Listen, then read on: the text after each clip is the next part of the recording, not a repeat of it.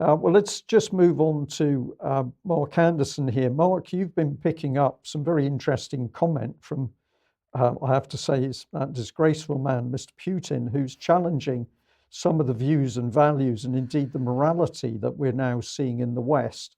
What have you picked up on? Yeah, that's amazing what David was just talking about and reporting. A quick comment on it. This is a white piece of paper. Do I look white to you? And this is a black phone. Do I look, would a black person be that black? In other words, they talk as if white is not a color. You're either white or you're a person of color, when in fact all human beings are light tan to dark brown. And are they really separate races, or are we just different manifestations of one race? At any rate, whatever the answer to that question is, what they're instituting, what David is talking about, is literally the institutionalization of racism. They're actually increasing it. And it's part of this decadent West that is such a haunting thing to many of us.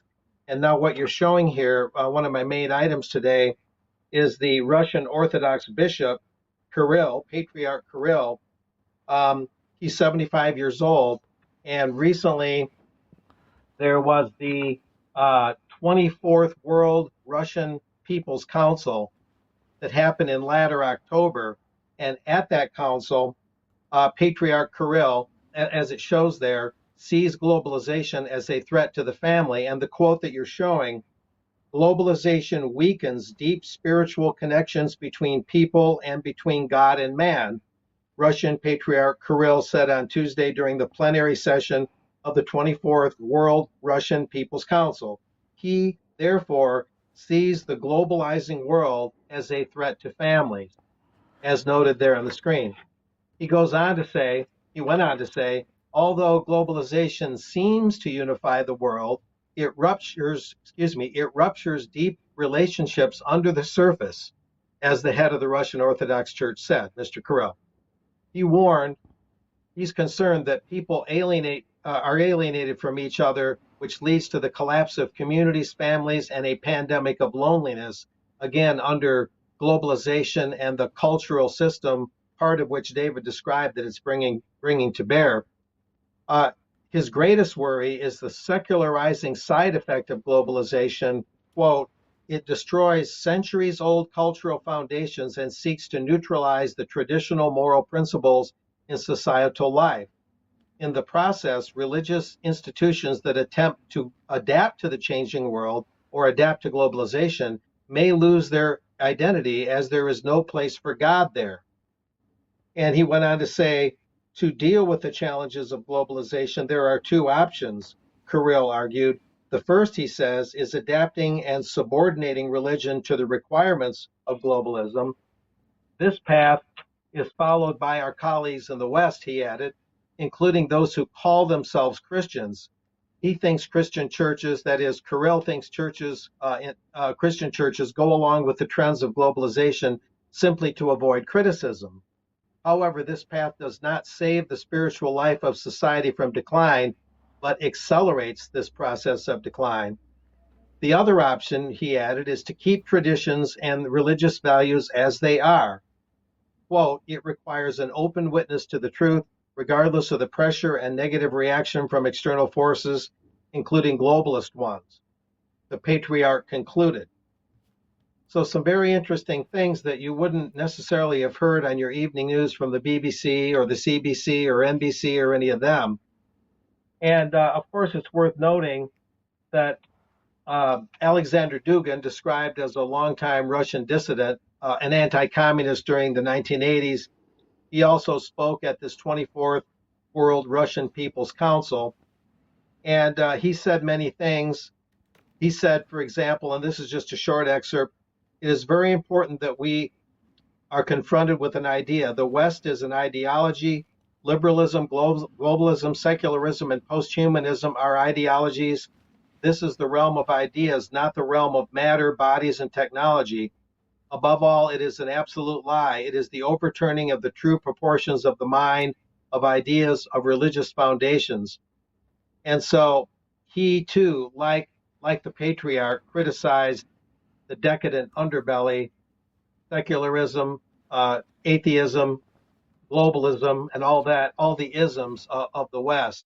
And they are deserving things. The West deserves really all of these criticisms because of the dire consequences that they bring about. And it affects so many areas. And the Patriarch also included something important to mention before I conclude on this item.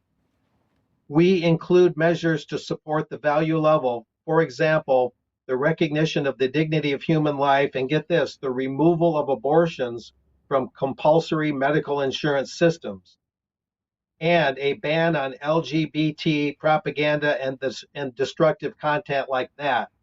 So it's a pretty comprehensive message there at that council, at that meeting that was put forth, and it provides a powerful counter narrative to this Western decadence that we see all around us.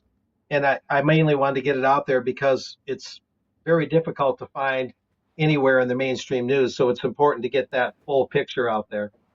Okay, Mark, thank you for that. We live in extraordinary times, don't we? We have to really sift through the news in order to see what appears to be common sense and morality, and then we find it coming from another side of the world. That's a big shock to the Western mind.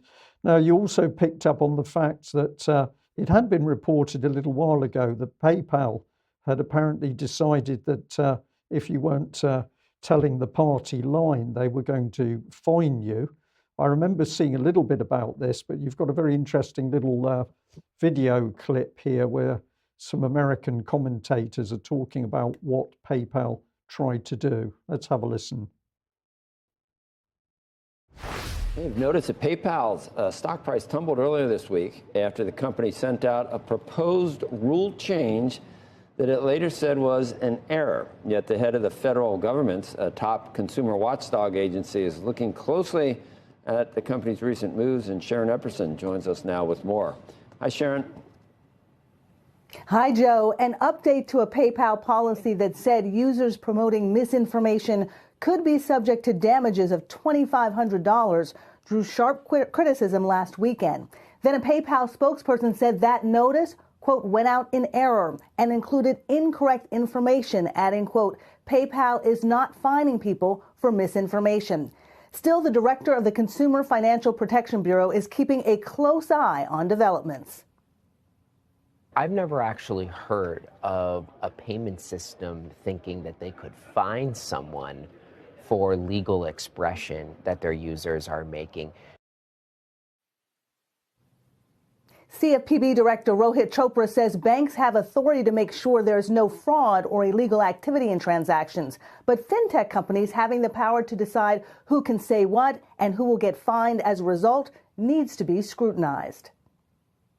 We have ordered all the big tech, most of the major big tech firms and payment companies to provide us with information about how are they making decisions about who they kick off their platforms. But we also need to look into whether they believe they can be fining users for legal activities. Chopra says the CFPB has to understand the facts of this case, but he says fintech companies deciding on their own when to deduct fines from customer accounts and under what circumstances is new territory, and his agency is looking into it. Wow. It sounds like a great business. Well, that says it all, Mark. Dangerous territory. Yeah, this is an important development.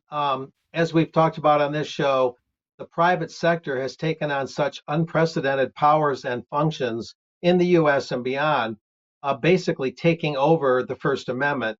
Congress shall make no law limiting freedom of speech, among other things it says in the First Amendment. But what good does that do if you use channels of freedom of speech to try and exercise that freedom, including social media, and that social media can make what amounts to a, quote, law and either edit or get rid of what you've been trying to say and either limit what you're saying or take you off the platform altogether. And what Mr. Chopra is talking about would be another step up in that whole process where a company like PayPal would actually be able to fine you. Now, issuing a fine in the technical sense is an action of government, like a citation, like a traffic ticket almost. It's almost as if PayPal wanted to be the traffic cop of cyber traffic and issue citations or tickets because you have the wrong point of view and you have what they consider and what they define as disinformation or misinformation. So even though it's during the Biden administration, and that's rather surprising here, still, this is a very welcome thing on the part of that Consumer Financial Protection Bureau, the CFPB, and the director Chopra to do this. I'll mention too that on October 12, just a point of clarity, after significant criticism, PayPal announced it was canceling its policy on fining customers for political views. But according to multiple reports, the language in question still remains buried in PayPal's terms of service. So PayPal's denial that they're going to continue this fining process has to be looked at very carefully. Are they really going to totally pull back from fining people, or are they just going to go into kind of a wait and see mode and test the waters and roll it out later, maybe in a more subtle fashion? So that would be an important thing to look for in the immediate aftermath of this announcement. That is the key point, Mark, because as somebody mentioned in the chat box, the $2,500 thing has been in their terms and conditions for quite a long time, for a couple of years, I believe. But what was new in this case was this new clause which brought in this concept of misinformation, disinformation, and hate speech, none of which was defined. So therefore, it was completely arbitrary.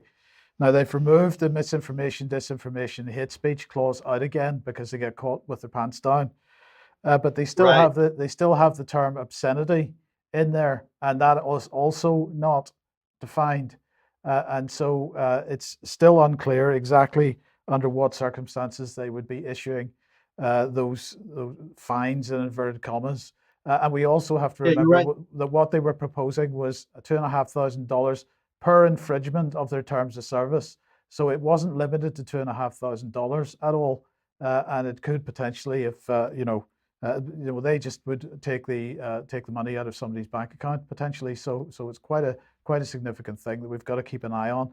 They've done this type of thing in the past, and they have walked back from it in the past on a completely different area of their terms and conditions, and then they've brought it back 6 months later. And because people weren't paying attention anymore, they've managed to keep it there. So I think the key thing is we've got to keep an eye on them and make sure they don't bring this back in a few months' time. Yeah. And it's also, I'll quickly mention, it's also encouraging that Mr. Chopra said he's writing to all the social media companies, not just PayPal, to ask them exactly how they go about gauging this stuff and how they go about making these decisions. So this is a very welcome and really belated action on the part of the U.S. government. Better late than never. But yeah, that would be per infraction. And of course, when you make the government analogy, why are private companies being given almost governmental-like powers?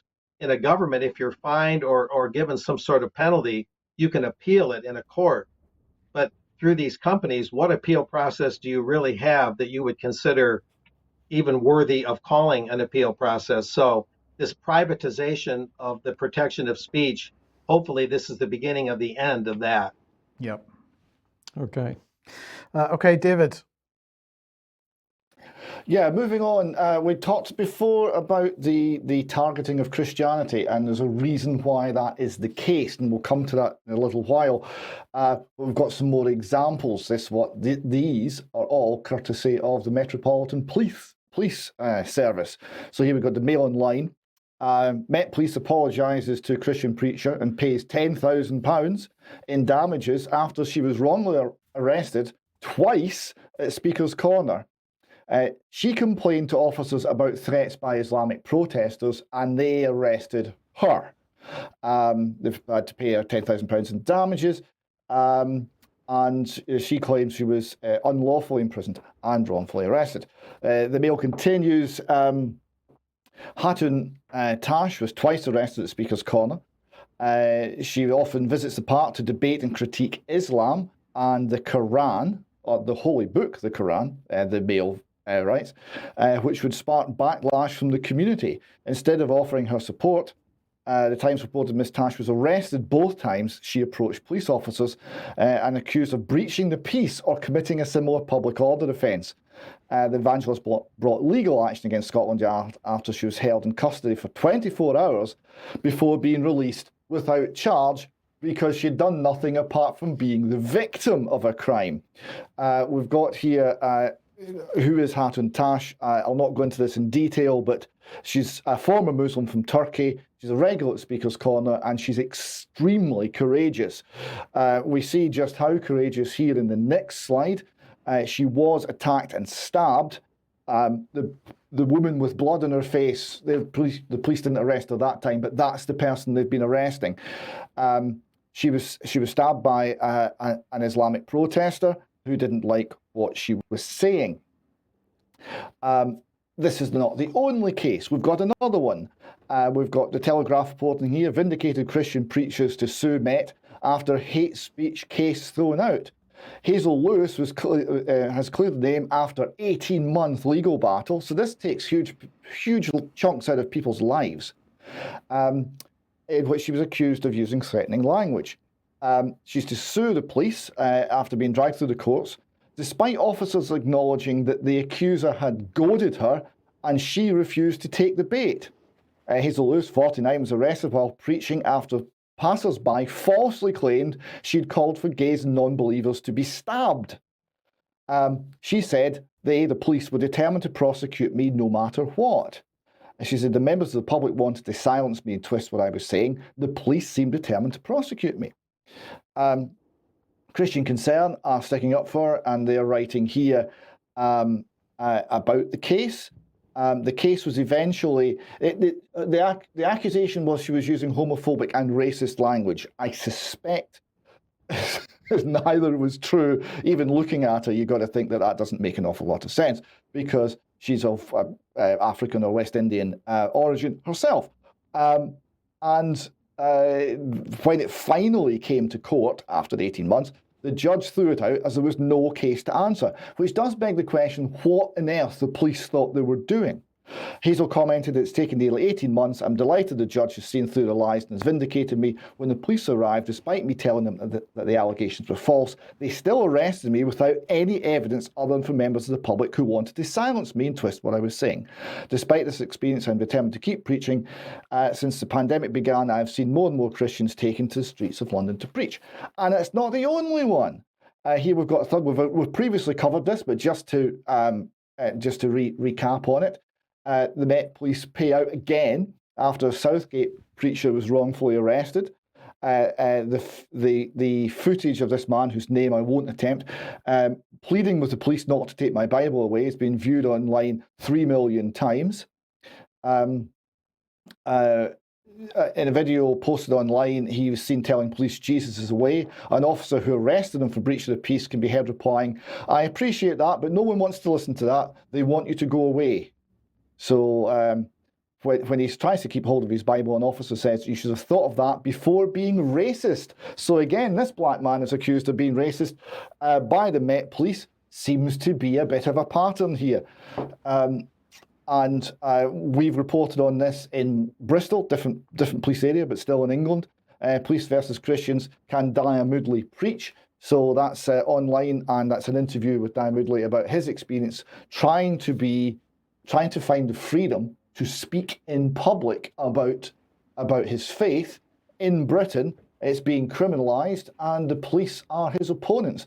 And those who are trying to silence him, which tend to be LGBTQ 2A+, tends to be some Muslims, tends to be some. He was getting complaints from atheists as well who were offended.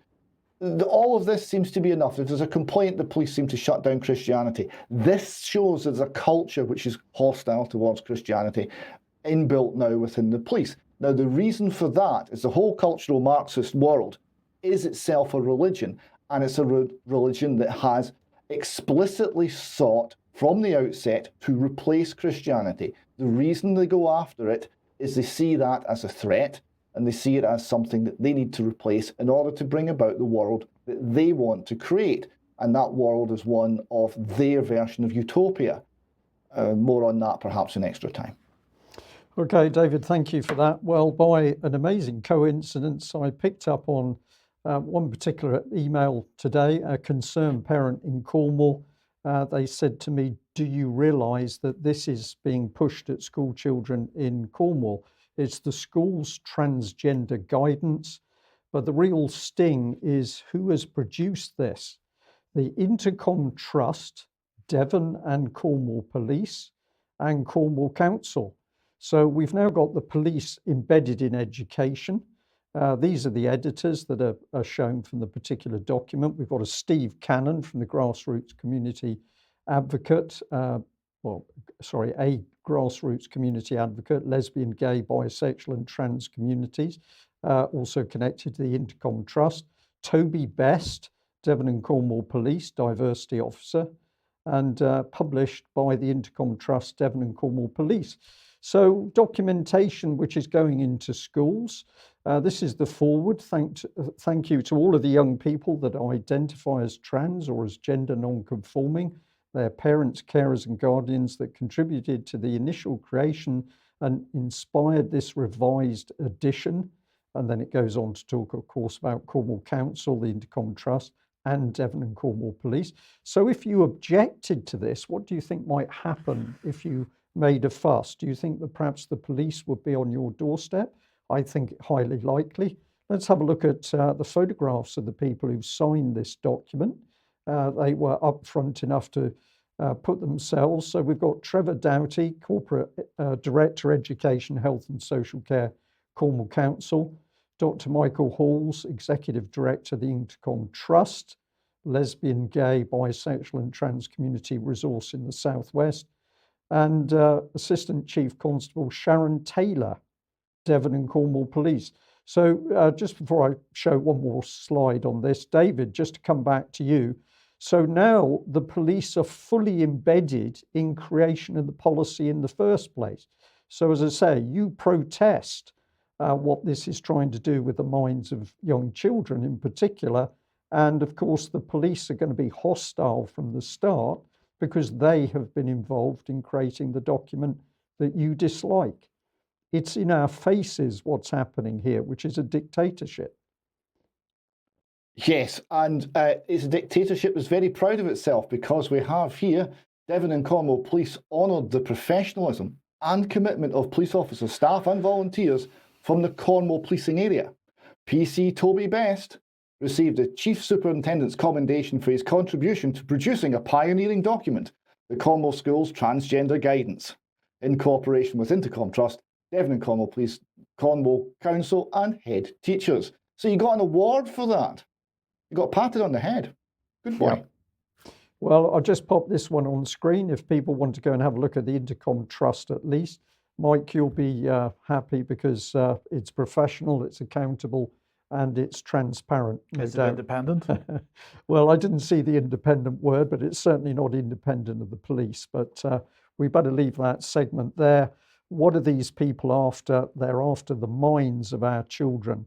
And I think this is becoming